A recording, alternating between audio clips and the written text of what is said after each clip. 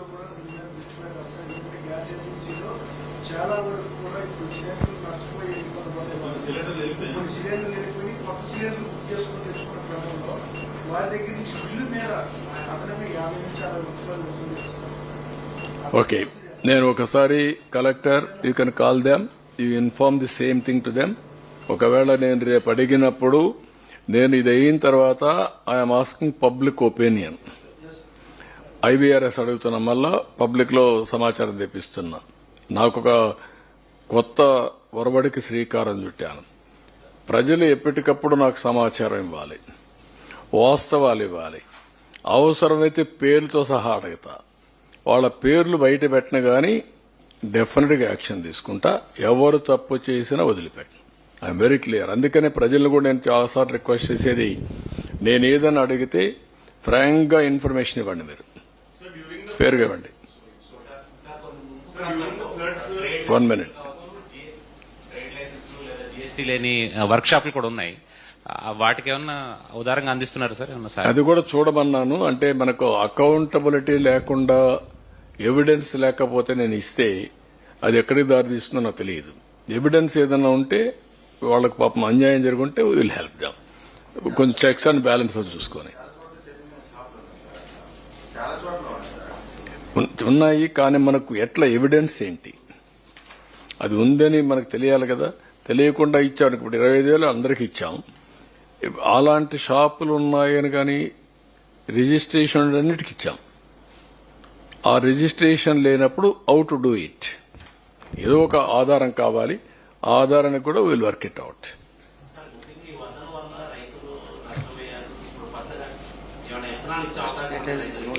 అదేవిధంగా మొత్తం మీరు ఒకసారి చూస్తే 5,181 దానికి లైసెన్స్ లేకపోయినా కిరాణా షాప్స్, చిన్న చిన్న హోటల్స్ కి 25,000 రూపాయలు చొప్పున 13 కోట్లు ఇచ్చాం.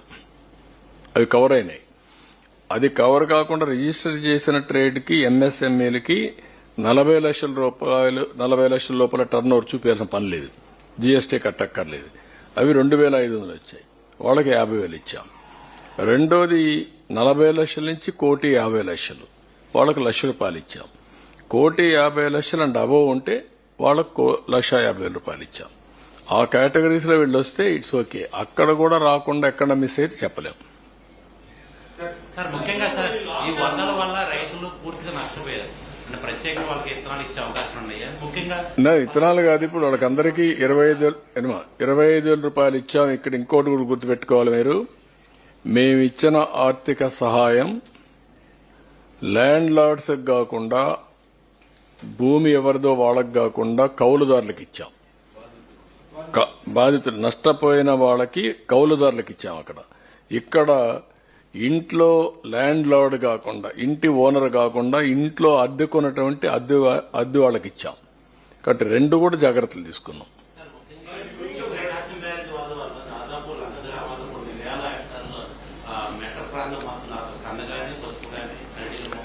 దానికి కూడా ఒక నో వాట్ ఐఎమ్ సేయింగ్, దానికి కూడా రేటు పెట్టాం.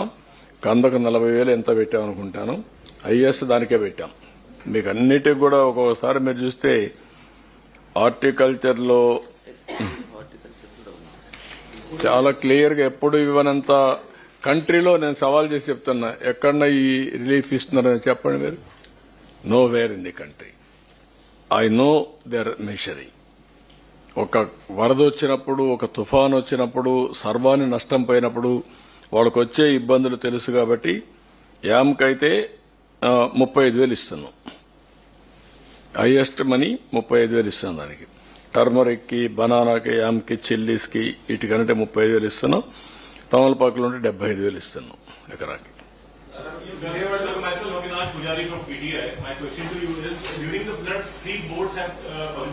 At the Prakasham gate. So what has come out in the investigation? Was it politically motivated? No, there is no doubt about it. వీళ్ళకి కొన్ని అలవాట్లు అయిపోయినాయి. ఇలాంటి విధ్వంసాలు చేయడం, విధ్వంసాలు వేరే వాళ్ళపైన వేయడం. బోట్లు పంపించడం ఏంటి? వచ్చాయి. ఏ స్పీడ్లో వచ్చాయి?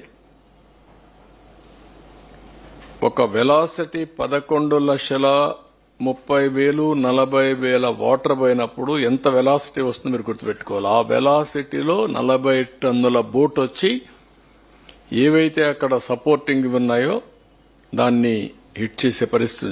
కాలం హిట్ కావాలి, ప్రాజెక్ట్ డ్యామేజ్ కావాలి. కానీ ప్రాజెక్ట్ డ్యామేజ్ కాలేదు. ఎందుకు? ఆ కాలమును కొట్టకుండా ఇది ఆ సపోర్టింగ్ దాన్ని ఏమంటారు మనం కౌంటర్ వెయిట్ ను కొట్టాయి. ఆ కౌంటర్ వెయిట్ ఇరిగిపోయే పరిస్థితి వచ్చింది. ఇప్పుడు రిపేర్ చేశాను, చూసుంటారు మీరు. What is this? అవి తీస్తే రాలేదు.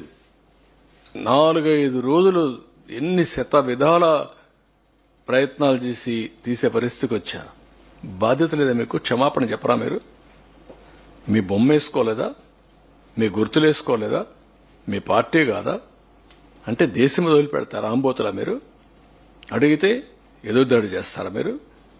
అంటే మీ బోట్లు మీరు పంపించి ఆంబోతుల మారిగా తయారై ఒక ఎంత డేంజర్ అండి అది. ఎన్ని గ్రామాలు పోతాయండి. ఇప్పటికే మీరు చేసిన తప్పుడు పనుల వల్ల 6 లక్షల మంది నరక యాతన అనుభవించారు బుడమేరులో. ఈ రోజు కూడా అనంతపూర్లో మీరు చూశారు. ఒక రథాన్ని కాల్చేస్తారా మీరు? ఒళ్ళు దగ్గర పెట్టుకుంటారా లేదా? చెప్పా, ఎవ్రీవేర్ కెమెరాలు పెట్టమన్నాడు. మక్కలు ఇరగొట్టిచ్చేస్తా. Be careful. Law and order గాని క్రియేట్ చేశారో ఇంట్లో నుంచి బయట వచ్చి ఎక్కడ చిన్న వైలెన్స్ జరిగినా నెక్స్ట్ 1 సెకండ్ లో మీ చొక్కా పట్టుకునే పరిస్థితి వస్తుంది. That is the mechanism I'm establishing. We are not inefficient.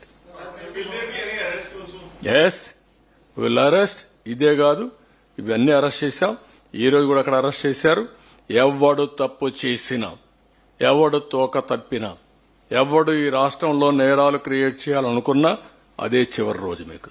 I'm very clear on that. ఎవడైనా సరే ఒకవేళ సవాలుగా తీసుకుంటారా, నేను చేసి చూపిస్తా మీకు. నాకు కావాల్సింది ప్రజల ప్రాణాలు కాపాడాలి, ఆస్తులు కాపాడాలి, లా అండ్ ఆర్డర్ కాపాడాలి, శాంతి భద్రతల పరిరక్షణ నా ధ్యేయం. దాన్ని వైలేట్ చేయాలని మీ క్రిమినల్ చరిత్రతో మీరు వస్తే మాత్రం కబద్దార్ జాగ్రత్తగా ఉండండి. ఒక్కడిని వదిలిపెట్టను.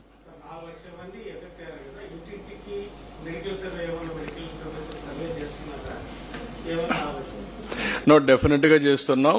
ఇప్పుడే మేము అది కూడా రివ్యూ చేశాం. 4 లక్షల మంది చనిపోవడం, 4 లక్షల మంది ఎఫెక్ట్ కావడం మనం ఇచ్చింది బాధితులకి. 6 లక్షల మంది ప్రజలున్నారు ఇక్కడ. బాత్రూముల్లో వచ్చే వేస్ట్ గాని, టాయిలెట్స్ గాని, మురికి కాలువలు గాని, వాటర్ గాని అన్ని కలిసిపోయినాయి.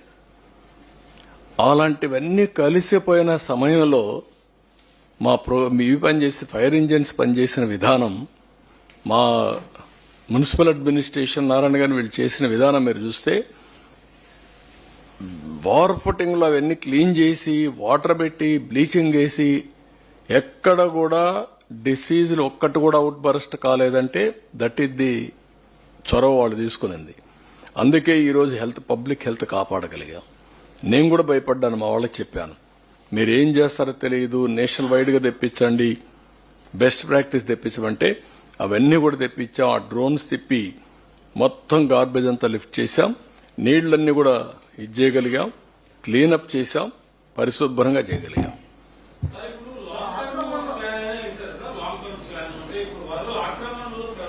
దీనికి వస్తాను.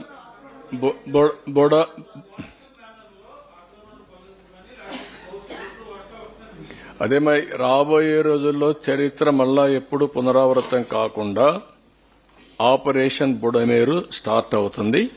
అవి కూడా ఏం చేయాలో చేసి చూపిస్తాను. నాట్ ఓన్లీ ఇది ఒకటే కాకుండా మొత్తం ఇలాంటివన్నీ కూడా అక్రమాలన్నీ కూడా క్లీనప్ చేసేస్తాం. ఇంకా వాళ్లకు మీటింగ్లు పెట్టుకోవాలి. వాళ్ళు స్పందించే లోపల మనం చేయాల్సిన పనులను మనం చేసుకుంటూ వెళ్తాం. వాళ్ళని కూడా రిక్వెస్ట్ చేస్తాం, మళ్ళీ కలిసి డిమాండ్ చేస్తాం.